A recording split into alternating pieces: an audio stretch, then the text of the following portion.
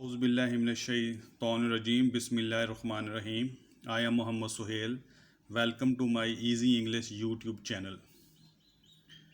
मेरे इस चैनल को सब्सक्राइब करें और बेल आइकॉन को क्लिक करें ताकि आने वाली वीडियोस की बर वक्त आपको इन्फॉर्मेशन मिल सके।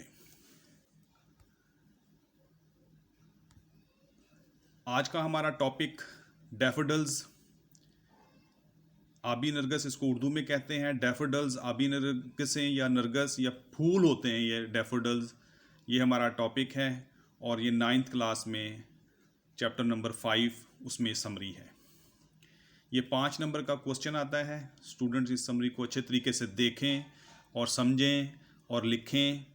इसमें कोटेशंस भी डाली गई हैं, उन कोटेशंस को भी फॉलो करें। अगर आप इस समरी को अच्छे तरीके से याद करके लिख लेते हैं पेपर्स में तो ये 5 नंबर का क्वेश्चन है, आपको अच्छे मार्क्स मिल जाएंगे। तो डैफोडिल्स, आज हमारा टॉपिक डैफोडिल्स है। विलियम वर्ड्सवर्थ ने ये नज़म जो है लिखी है, तो इसकी समरी हम आप पढ़ते हैं आज। तो ये समरी है डैफोडिल्स, ये आप इसको याद करें। 9th क्लास के स्टूडेंट्स जो इसको याद करें और इसको लिखें तो अच्छे मार्क्स आपको मिल जाएंगे। तो समरी है, स्टार्ट करते हैं। This poem has been written by William Wordsworth. ये नज़म जो है विलियम वर्ड्सवर्थ ने लिखी है। रोमांटिक पोएम, ये एक रोमानवी नज़म है। ही इज़ नोन, ही से मुराद William Wordsworth, he is known as the poet of nature. ये एक फितरती शायर के तौर पर भी जाना जाता है, यानी कि फितरत की चीज़ों के बारे में लिखता है, कुदरती चीज़ों के बारे में लिखता है। Because of his love for it, क्योंकि वो फितरत से प्यार करता है, इसलिए इसको पोएट ऑफ नेचर कहते हैं। He is a true worshipper. ये एक, यानी कि वर्ड्सवर्थ जो है वो हकीकी पुजारी है। किसका? नेचर का पुजारी है, पूजा करता है, उस नेचर की पूजा करता है। एन अर्डर्ट लवर, और बहुत बेहद, अर्डर्ट बेहद, बहुत ज़्यादा प्यार करने वाला है फितरत से। मोस्ट ऑफ हिज पोएम, इसकी ज़्यादातर नज़में जो हैं डिस्क्राइब, जो कि बयान करती हैं, डिस्क्राइब मैंने बयान करती हैं नेचर, फितरत के बारे में, एंड ब्यूटी, और ख़ूबसूरती के बारे में। इन हिज व्यू, इसके नज़रिए के मुताबिक, नेचर गिव्स, नेचर यानी कि फितरत देती है, द रिलीफ, सुकून देती है, टू हिम, उसको, यानी कि शायर को, विलियम वर्ड्सवर्थ को नेचर जो है गिव्स द रिलीफ यानी कि सुकून देती है। When he is in grief, जब वो गम की हालत में होता है, जब वो गम की हालत में होता है तो नेचर उसको रिलीफ देती है, सुकून देती है। अकॉर्डिंग टू हिम, इसके मुताबिक, nature is a teacher, nature एक उस्ताद की तरह है, नेचर एक टीचर है, एंड प्रीचर, और मुबल्लग है। ये कोटेशन डाली है, ये आपने लाजमी लिखनी है समरी में। Daffodils is one of the most popular poem. Daffodil जो है वो बहुत ज़्यादा हर दिल अजीज़, बहुत ज़्यादा मशहूर नज़म है विलियम वर्ड्सवर्थ की। Once the poet was wandering lonely, एक दफ़ा शायर जो था वो भटक रहा था, वॉन्डरिंग, भटक रहा था, तन्हा, लोनली, तन्हा भटक रहा था, लाइक ए क्लाउड, एक बादल की तरह, बादल जो आसमान पर होते हैं उसकी तरह वो भटक रहा था, वॉन्डरिंग, भटक रहा था, लोनली, तन्हा। सडनली, अचानक ही, सा a large number of flowers, उसने बहुत बड़ी तादाद में फूल देखे। आर डैफोडिल्स, या आबी नरगसें, फूल देखे। आबी नरगसें डैफोडिल्स को कहते हैं। Growing on the bank of the lake, lake झील, बैंक किनारा, जो कि झील के किनारे पर उगी हुई थी, ग्रोइंग, उगी। अंडर ए ट्री, एक दरख्त के नीचे। The flowers were waving in the cool breeze, फूल जो थे झूम रहे थे, वेविंग, झूम रहे थे, कूल ब्रीज, ठंडी हवा में। The flowers seem to be dancing happily, फूल ऐसे दिखाई देते थे, सीम में दिखाई देना, खुशी से झूमते हुए दिखाई देते थे, खुशी से नाचते हुए दिखाई देते थे। डांसिंग हैप्पीली, खुशी से नाचना। अगला पैराग्राफ।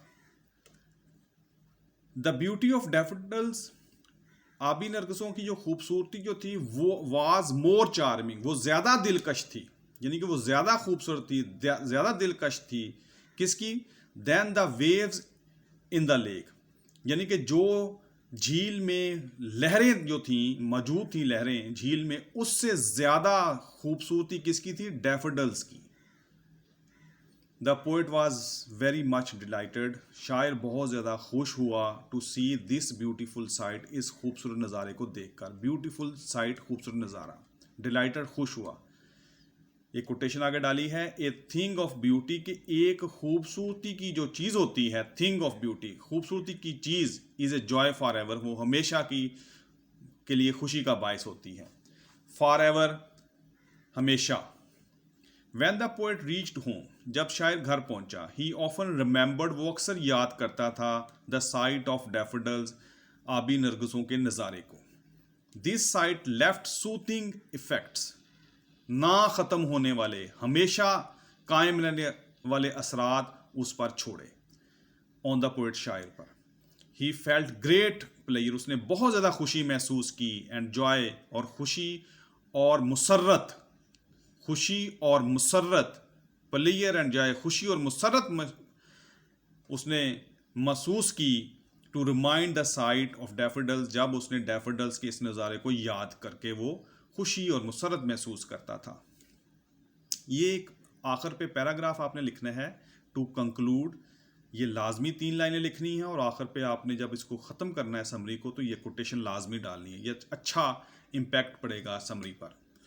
टू कंक्लूड, नतीजे के तौर पर, the poem is a tribute to nature, कि ये नज़म जो है वो फितरत को खराज तहसीन पेश करती है। ट्रिब्यूट, खराज तहसीन पेश करना।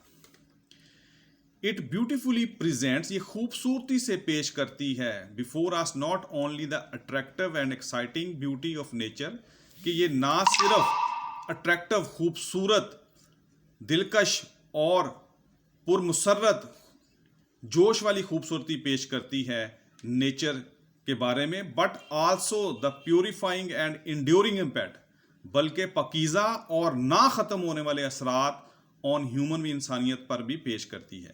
यानी इंसानियत पर ना ख़त्म होने वाले, इंड्योरिंग इम्पैक्ट, ना ख़त्म होने वाले असरात, और पकीज़ा जो ख्यालात हैं, असरात हैं, प्योरीफाइंग असरात, पकीज़ा असरात और ना ख़त्म होने वाले असरात इंसानियत पर छोड़ती है। So nature is the art, कि नेचर जो है वो एक फ़न है, of which God is the author, जिसके शायर या मुसन्नफ़ जो है वो अल्लाह ताला है।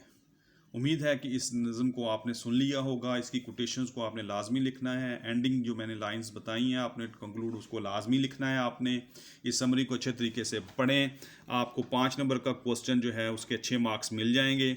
उम्मीद है कि आपको ये लेक्चर पसंद आया होगा। Thanks for watching my video. आखिर में आपसे फिर दरख्वास्त कि मेरे इस चैनल को सब्सक्राइब करें और आने वाले तक बेल आइकन को क्लिक करें, ताकि आने वाली वीडियोस की बर वक्त आपको इन्फॉर्मेशन मिल सके। Take care.